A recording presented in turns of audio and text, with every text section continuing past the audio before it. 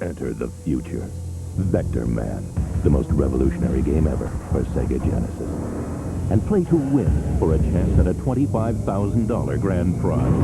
VectorMan, resistance is futile. 1995 was a wild time for gaming. 3D was the future and everyone was looking ahead, except for one game that proved 2D wasn't dead yet. That game, VectorMan.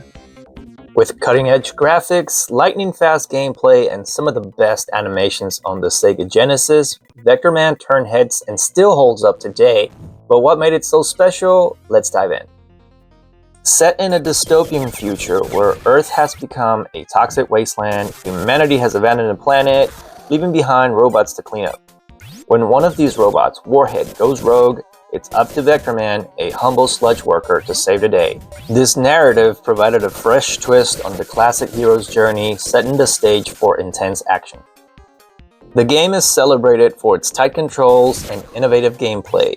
Players navigate through diverse levels, battling enemies and overcoming obstacles with a range of weapons and power-ups. One of the game's unique features is VectorMan's ability to morph into different forms, such as a drill or a bomb, adding depth and variety to the gameplay. The mechanic kept players engaged as each level introduced new challenges and transformations.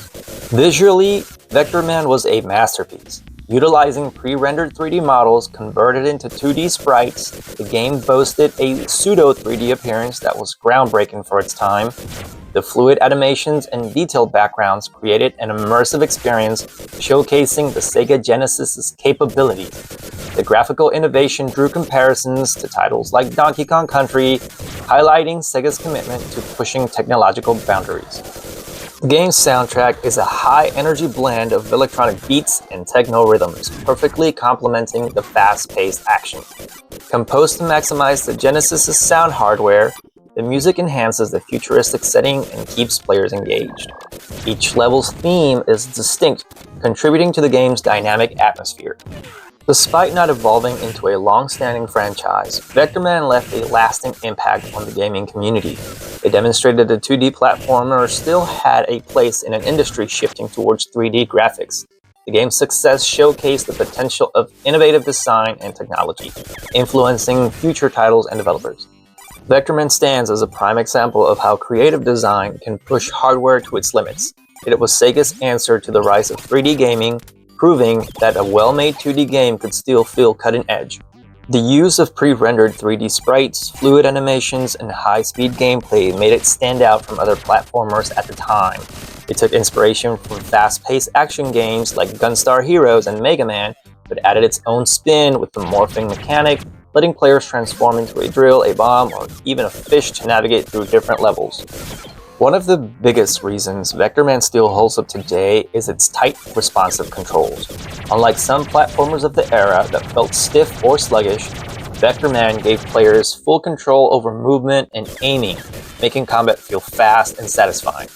Each level introduced new challenges, whether it was dodging enemy fire, navigating tricky platforming sections, or using power-ups to blast through waves of enemies. The variety kept things fresh, and with multiple difficulty settings, the game had plenty of replay value. Unfortunately, VectorMan never became the long-running series it deserved.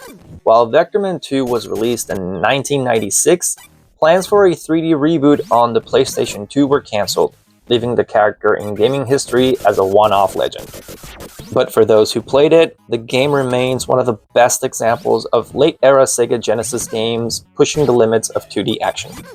Whether you're experiencing it for the first time or revisiting it after all these years, it's a game that still delivers an incredible challenge and a unique visual experience. If you've enjoyed this trip down memory lane, be sure to check out our other game spotlights and anime retrospectives. We cover everything from forgotten classics to legendary franchises, breaking down what made them great and why they still matter today. And if you're looking to add some retro gems to your collection, don't forget to check out my store, Eddie's Retro Games, where you'll find classic video games, anime, collectibles, and more. The link is in the description. Thanks for watching, and I'll see you on the next one.